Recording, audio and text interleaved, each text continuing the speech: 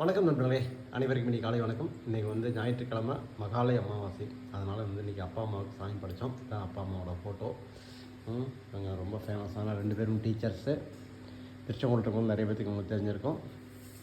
Okay, இன்றைக்கி வந்து என்ன சமையல்னு பார்க்க போகிறோம். நம்ம சித்ரா தான் இன்றைக்கி வந்து கமெண்ட்டு.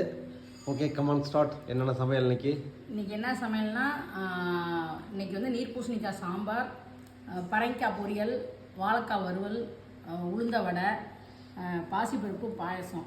பாசிப்பருப்பு பாயசம். பாயசத்தை கம்மியாக ஓகே, பாயசம்னு சொன்னால் போதும், அவங்களுக்கு தெரியும். பாசிப்பருப்பு பாயசம் அவங்களாம் பார்த்துருப்பாங்க. ஓகே, இதுதான் வந்து இன்றைக்கி சமையல். உடனே உங்களுக்கு வந்து ஒரு கேள்வி வரும், இது வந்து ஹெல்த்தி பிரேக்ஃபாஸ்ட்டா அப்படின்ட்டு. கண்டிப்பாக கிடையாது. இது வந்து மோஸ்ட்லி அன்ஹெல்த்தி தான். ஆனால் என்னென்னா, நம்மளுடைய பண்டிகைகள் எதை வச்சிங்கனாலும் அதில் வந்து ஃபுல் அண்ட் ஃபுல் கார்போஹைட்ரேட் தான் அதிகமாக இருக்குது. கார்போஹைட்ரேட்டு, சர்க்கரை இதுதான் அதிகமாக இருக்குது.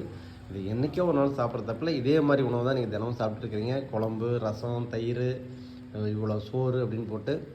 இன்றைக்கி காய் பார்த்திங்கன்னா பரங்கிக்காய் ரொம்ப ரொம்ப நல்லது. வாழைக்காய் அவ்வளோ ஒன்றும் ஹெல்த்தி கிடையாது, இருந்தாலும் ஓகே.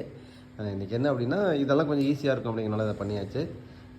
காலையில் தான் சாமி கும்பிட்டோம். இப்போ வந்து ஒரு 11 o'clock ஆச்சு. லஞ்சு கம் பிரேக்ஃபாஸ்ட்டு தான். அப்புறம் திருப்பி ஈவினிங் ஒரு தடவை சாப்பிட்டோன்னா வேலை முடிஞ்சுது. ஸோ இதுதான் இன்றைக்கி நம்மளுடைய உணவு. ஏற்கனவே சொன்ன மாதிரி இது வந்து அன்ஹெல்த்தி பிரேக்ஃபாஸ்ட் தான். ஆனால் நம்மளுடைய பண்டிகைகள் எல்லாத்துலேயும் இந்த மாதிரி உணவு தான் இருக்குது. அதனால் முடிஞ்ச வரைக்கும் இதை அவாய்ட் பண்ணுறதுக்கு முயற்சி பண்ணுங்கள். ஓகே.